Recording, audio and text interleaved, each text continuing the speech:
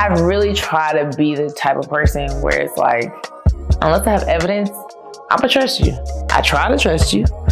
But there have been certain situations, because I have tried to date, where I've realized those trust issues, they start to build up. They come out and they're like, we haven't visited you in a while. It's time to pull up. I'm like, you wanna pull up right now in this moment? And while I really don't like that, it's a reality. When you come out of a situation of dealing with infidelity, especially in a serious relationship, you start to question everything.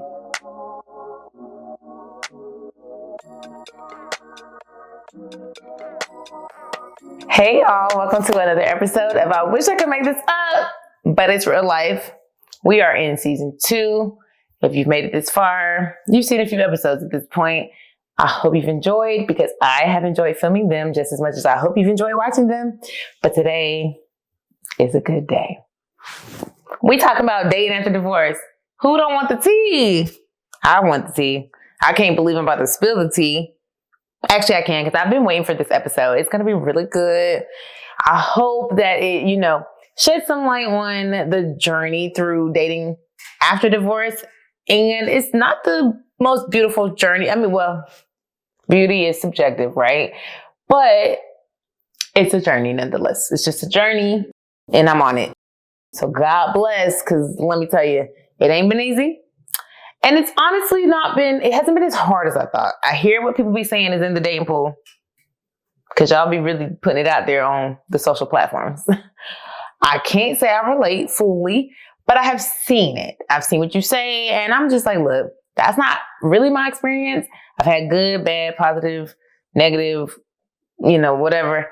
But I'm hopeful. So I can't say that I was like, oh my God, it's just the worst. Like, no, I've met some amazing people on the journey. So I have some questions, and we're just going to jump right in and see how things go. Because I'm going to tell you, I'm going to be honest.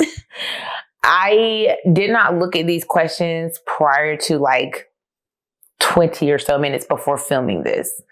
And I did that on purpose, because I did not want to have these stories or like these thoughts. I didn't want anything to be in my mind going into it. I wanted this to be a very real, raw, like you seeing these reactions in real time.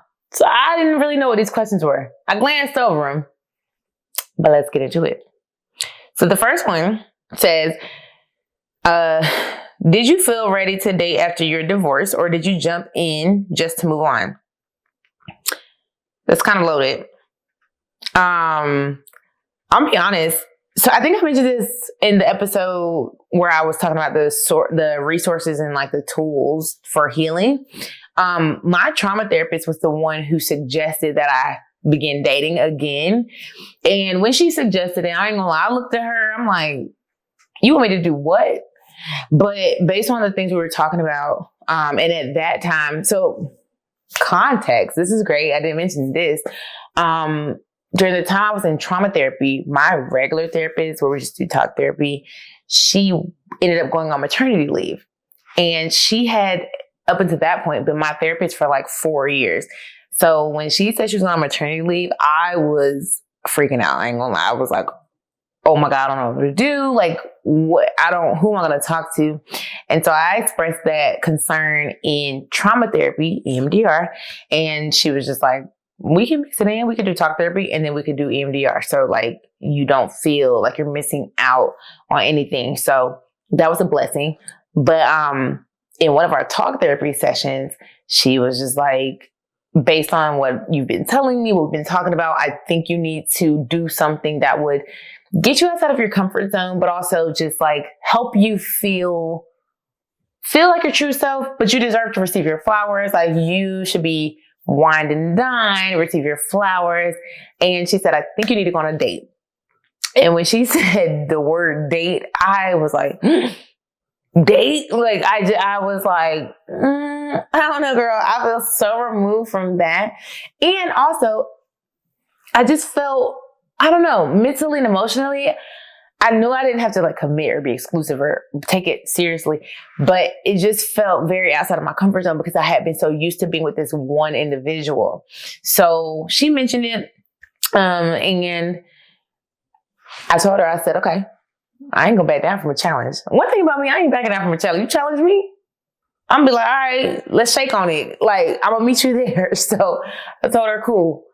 If an individual that I feel is worthy enough to take me out, approaches me, I'm gonna go. I'm gonna do it. I'm gonna oblige. So I did. And with that though, I appreciated what it was. Like, the conversation was great. Actually, I had an amazing time. I'm still cool with that person to this day. But I remember thinking, like, I don't know if I'm ready, but I'm going to push myself. I'm going to challenge myself to get to that space. And what it did for me is, one, it didn't close me off to the idea of dating.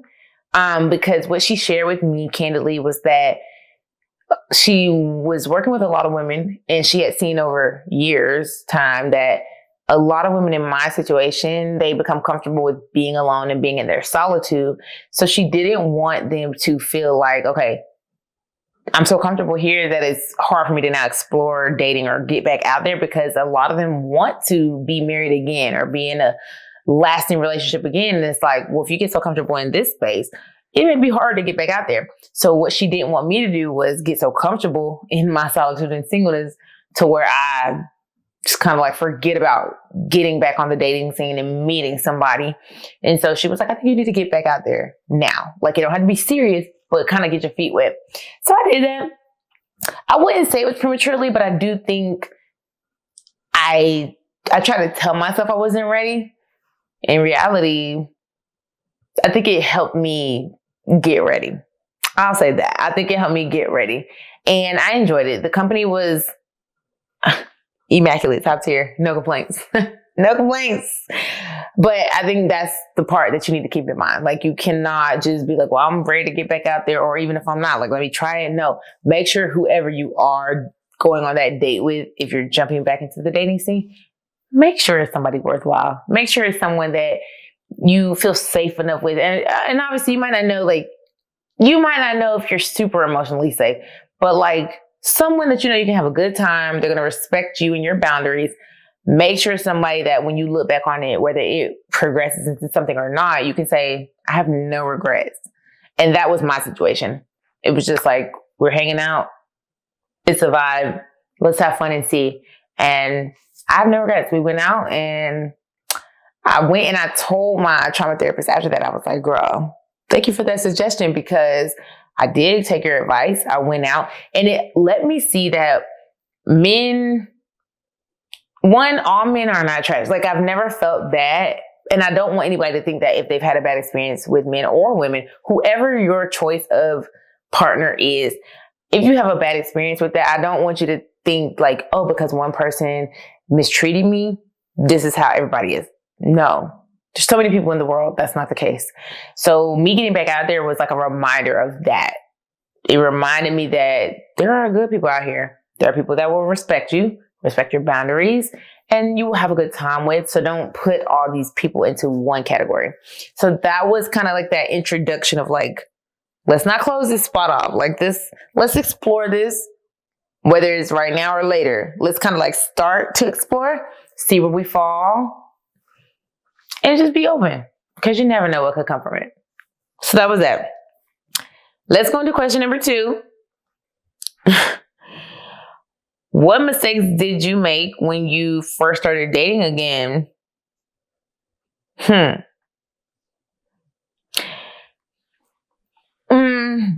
y'all, I'm gonna be honest. I don't know that I like made mistakes. So I might actually have to skip that and like I'm watching this in real time where I'm like, mistakes? I don't know. I don't know that I made mistakes, because I'm the type of person, and I've tried to be like this my whole life. Now, whether it was the reality, I don't know. But especially now, I try to be super open-minded. So I'm good at setting boundaries for myself and then sticking to those. Now, whether other people are good at setting boundaries and sticking to those, that's a whole other conversation.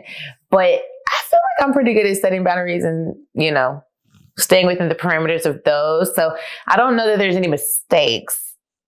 Again, I think mistakes are subjective, but I don't know that I made any. So let's skip down to another question. Number 3, how did your divorce affect your trust in relationships moving forward?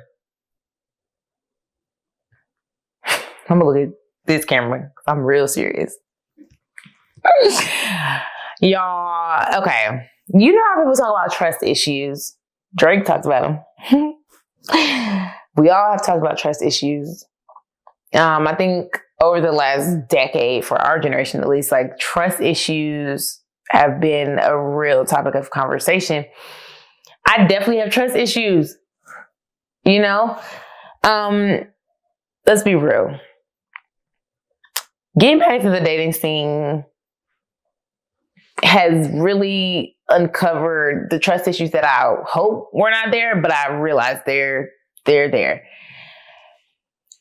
I don't want them to be there. I want to, I'm the type, you know how people say, innocent until proven guilty? And some people believe the opposite, which I think is kind of wild. But I really try to be the type of person where it's unless I have evidence, I'm gonna trust you. I try to trust you. But there have been certain situations, because I have tried to date, where I've realized those trust issues, they start to build up. They come out and they're like, we haven't visited you in a while. It's time to pull up. I'm like, you want to pull up right now in this moment? And while I really don't like that, it's a reality. When you come out of a situation of dealing with infidelity, especially in a serious relationship, you start to question everything, especially when you get into the space of giving another individual another chance, or not another chance, but giving an individual a chance to get to know you on a deeper level. You're opening yourself up, and it makes you very vulnerable. And so, the deeper you get with somebody, get to know them, get to know what makes them tick, get to know their triggers, childhood situations that you're okay, that might have formed an opinion on something where you could have altered that opinion, but I understand why that's your opinion. It really exposes you.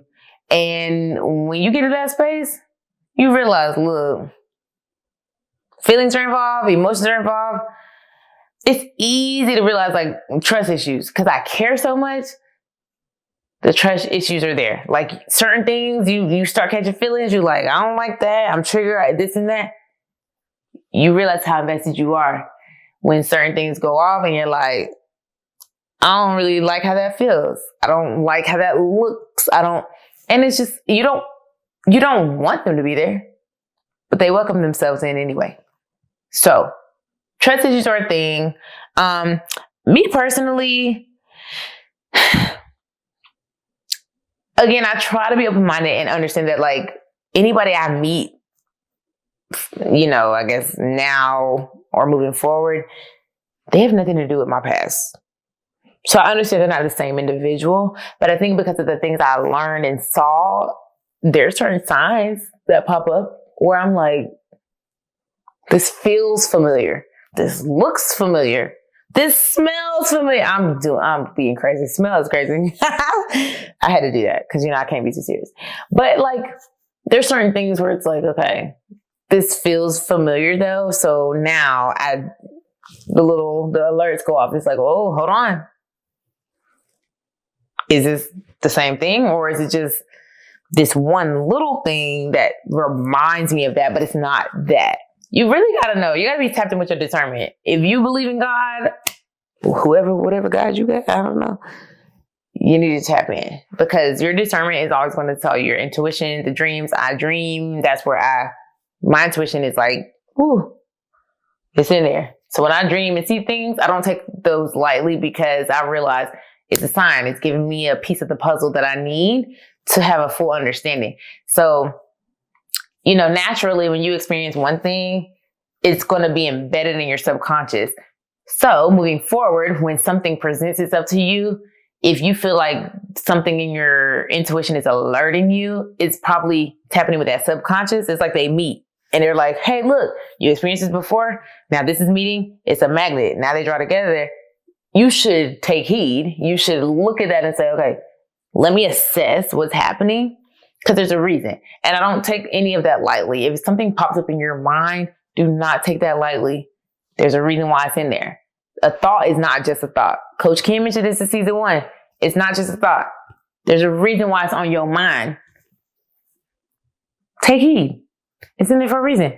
So with that, yes, I probably do have trust issues. And that stems from my last relationship. And I think that's something in the healing stage. While I have healed quite a bit, I'm still on that journey. It's an ongoing journey. And based on stats, I'll probably be on this journey for the next couple of years, probably. And that's okay. I'm further along than I was. So like small progress is still progress. So I have no regrets with that, but I do feel like, the trust, we're gonna have to work on that. So whoever my next man is, just know what you're getting yourself into because we're gonna have a lot of conversations. I'm gonna need all the reassurance, okay? Otherwise, I'm gonna be looking at you like you're not reassuring me. So I'm just thinking the worst. Let's go on to the next question.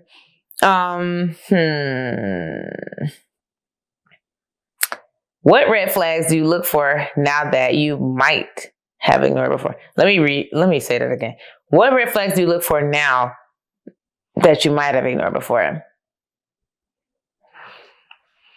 Oh, Lord. Again, I told you I'm reading these in real time, so I've not really seen these. I glanced, but again, that was like 20 minutes before. So I really have to think. These are good questions. Okay, I'll say this. I'll say this is one that I'm more intentional about because it wasn't that I ignored it completely in my last relationship, but community. I realize how important that is. Now, anyone that knows me personally, I have a large community, a solid community. I have friends from, one of my longest best friends is from preschool. And then I have friends along that journey of like middle school, high school, college. And at this rate, even my college friends have been in my life for over a decade. So like I have very solid relationships in my life. And as a woman, I have a lot of female relationships, which I think as a woman is hard. Like a lot of people don't expect women to have so many female friends. I have that. And they're solid relationships. They're like deep relationships. It's not like, oh, well, we cool, but we don't really talk. Nah, we know each other's business. We know each other's families. Like these are our relationships. And I don't take any of that lightly because when you look at somebody's community, you really are getting a glimpse of who they are. And I think people look at that and say, well, you're cool with them. That's cool. We come around. We socialize here and there.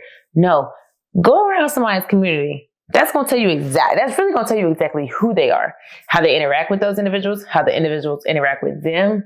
It tells you so much. So for me, when I look at my marriage and what it was, I had been around his community, kind of. I feel like I was around his family, but not so much his friends. Like I had met certain friends here and there, but I wasn't spending a lot of time with them. And when I think about what I want for the future, and I also think about like the life I live and who's in my life, I'm telling y'all, you need to spend time with that person's loved ones, not just family, not just friends, but both. Like you need to be with the homies. Y'all need to go out for a night, go out a few nights, monthly. You need to be around these people. Have a little something at the house. If it's like game day, I don't know, football, basketball season, slide, go. Like you need to hang out, spend hours. You need to be around the friends. If they are married, be with their spouse, be with the kids. Like you need to be in those environments. And I'm not gonna say on a regular basis, like we're adults, we have lives, we're busy. I get it. But you need to be around everybody. Go around mama, daddy, uncle, cousins, siblings, whoever. Some of these people may not be alive. I get it. But whoever their community is, the church community, if they're so tied into their work community, they bring you around that. Be amongst their community. Like that's a big thing for me. So now when I am dealing with a man, like in the dating scene, it's like if you ain't tapped into your community, I'm not going to cut you off, because you lack that. But I'm definitely going to take it into consideration where I'm like, noted. Like, I'm thinking about that. I'm keeping that tucked away because why aren't you close with these people? Why don't you have a lot of friends? And I'm not saying you have to have a lot, but like, you should have a solid group. Maybe a handful. If you don't have 5, I get it. Because men and women are different. I do think, and I don't pull this information from anywhere, okay? This is being pulled from within, okay? But as a man, if you don't have 5 friends, and maybe you don't have 5. Again, I think men are different. Men are, but if you don't have at least like 2 or 3 close individuals, men, I would say, I might be a little concerned. Like that, I wouldn't even call it a red flag. I might say like yellow, orange. But like also, why don't you have close friends that you could confide in? Because that's what it's about. Like, you may not go to therapy. You might not have like your parents or your siblings. You might not have siblings, people are only children. But if you don't have 2 or 3 individuals that are super close to you, where like, if something hit the fan, you could just go to them and be like, look, I need to tell you, I know you won't judge me. I know you will be there for me. If you don't have that, I'll be looking like, what's wrong with you? Because I have tons of individuals. I'm fortunate enough to have that. But I would think most individuals in, their right mind would have at least a few. And when I say right mind, I'm not saying because you were seeking those people out. I just think naturally you would have those relationships over a period of time. So if you don't, that's a red flag where for me, I'm like, you don't have a set community that you can tap in with and share hardships with, and even like your wins and successes with, because I think we all need that. So I think that's it. I don't really have too many, to be honest, because while I have been kind of in the dating scene, I don't know that I've had to actually consider what red flags would be, because I've been so fortunate to meet some amazing individuals, and I don't actively date those individuals, but I think they're great people. We just didn't work out for whatever reason. So yeah, the red flags, I'm like, I don't want to see them. I've seen enough in my marriage. So let's see. Number 5, I think. How did you balance healing with wanting companionship? This is a good one. This is a great one, actually. So when I initially began dating, I was still, I was heavily in therapy, both therapies. So like talk therapy, EMDR. And I wanted companionship because not only because it was what I was used to, I think that's just natural human nature. So, and also like you hit a certain age, ooh, my girls, you like the hormones, you just want companionship, So while that was the case, I'm a disciplined individual. So like, everybody's not gonna relate to this. That's okay. I don't expect everybody to relate to this. I'm very, I have a logistical mindset. Now, some might say, you might be on the spectrum. I might be, I don't know. But it's like, I'm able to just what do they call it? I can do the impulsive, cutoffs or dang, I wish I could think of it, y'all. But when you can just, on a whim, just cut something off or just stop something, I'm able to do that. It's probably going to come to me later and then I'm going to be mad that I didn't say it on camera. But either way, I'm able to do that and I'm able to do it well. So although I wanted companionship, understanding the space I was in, I was able to just be like, F it. I want it. I ain't going to get it though. Oh, well, you know what I'm saying? That was easy for me. I understand that's not everybody's case. But with that, I understood there will be a right time. I may not know what that time looks like or when that is, but it will come. And so that kind of tied into when my trauma therapist was like, you need to get back out there and, try to date. Get back out there, put yourself out there. And if somebody worthwhile comes along, give them a chance. Just kind of see what's out there and explore.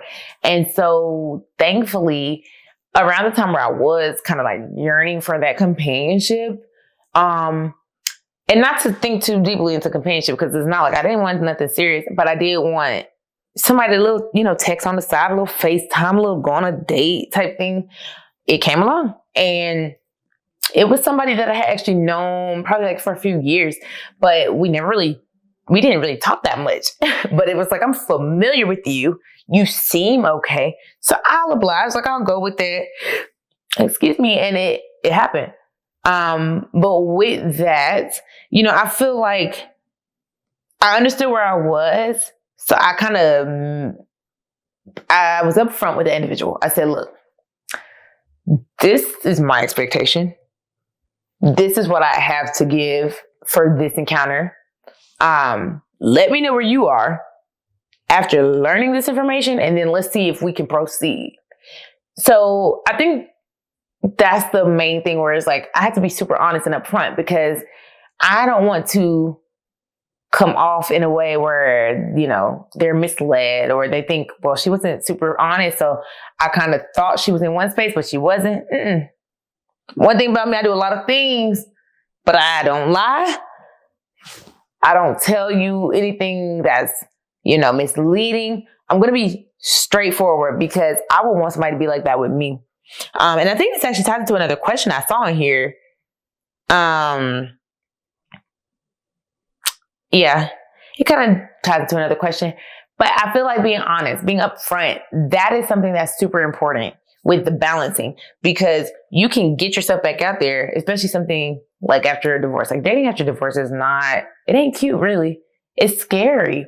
And something that you once felt comfortable doing, you realize how vulnerable you were. And then to be hurt in that way, to get yourself back out there, it is terrifying. But when you're honest and upfront with the individuals that you're dealing with, that balance kind of finds itself. Like, it solidifies itself.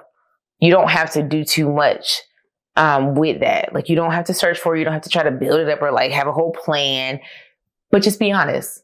Be honest and be upfront, and then allow the other individual to say, does that work for me or does it not? And if it does, you can kind of find that middle ground without having to really talk about it. It just solidifies itself. So that's what I did. I just was like, look, this is where I am.